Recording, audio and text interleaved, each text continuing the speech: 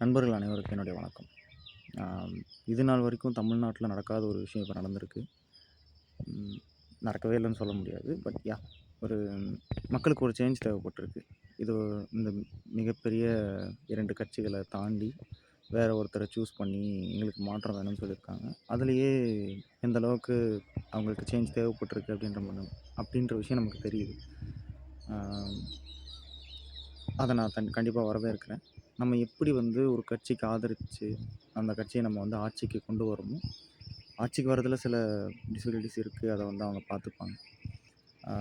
பார்க்கலாம். அதை வச்சும் அதுலேயே ஏதாவது தவறு இருந்தால் நம்ம அதை பற்றியும் பேசுவோம். இப்போது பாயிண்ட்டுக்கு வரலாம்.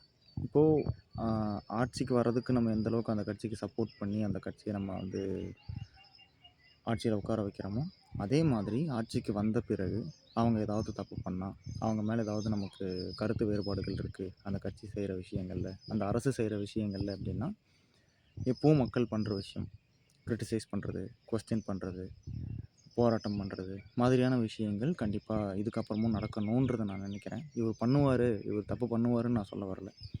பண்ணனா கேட்கக்கூடிய இடத்துல நம்ம கண்டிப்பாக இருக்கணுன்றதை நான் சொல்ல வரேன்.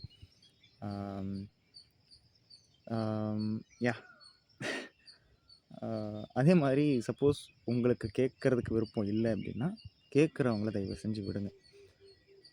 ஏன்னா நீங்கள் உங்களுடைய ஃபேவரட் உங்களுடைய வீட்டில் இருக்க ஒருத்தராக அவர் பார்க்குறீங்க அப்படின்னா, நீங்கள் உங்கள் வீட்டில் இருக்கவங்கள எதுவும் கேட்காம இருக்கலாம். பட் என் வீட்டில் இருக்க என்னோடய அண்ணனையோ என்னுடைய சொந்தங்களையோ நான் என்றைக்கும் கிரிட்டிசைஸ் பண்ணியிருக்கேன். இது ஏன் நீ பண்ணுற, இதை பண்ணக்கூடாது அப்படின்ற மாதிரி. ஸோ எனக்கு அதை கேட்குற உரிமை எனக்கு இருக்குது. நான் அப்படி தான் வளர்க்கப்பட்டேன். நான் கண்டிப்பாக கேட்பேன்.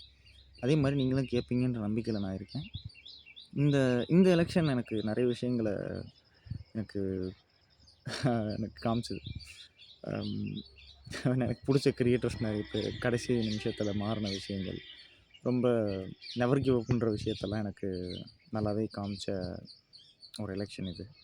நான் இப்படிலாம் பேசுகிறதுனால நான் இந்த கட்சியை சார்ந்தவன் தான் அப்படின்னு சொல்லி எதுவும் எனக்கு முத்திரை குத்திராதீங்க. நான் எந்த கட்சியை சார்ந்தவனும் இல்லை.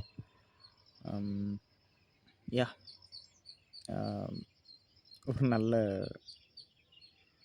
ஃப்யூச்சர் நோக்கி நம்ம போகிறோன்ற ஒரு நம்பிக்கையில் நான் இருக்கேன். நீங்களும் இருங்க. கண்டிப்பாக நடக்கும்னு நினைக்கலாம். Ready to question the government, ready to criticise the government and ask whatever you want. வாழ்க ஜனநாயகம். தேங்க்யூ.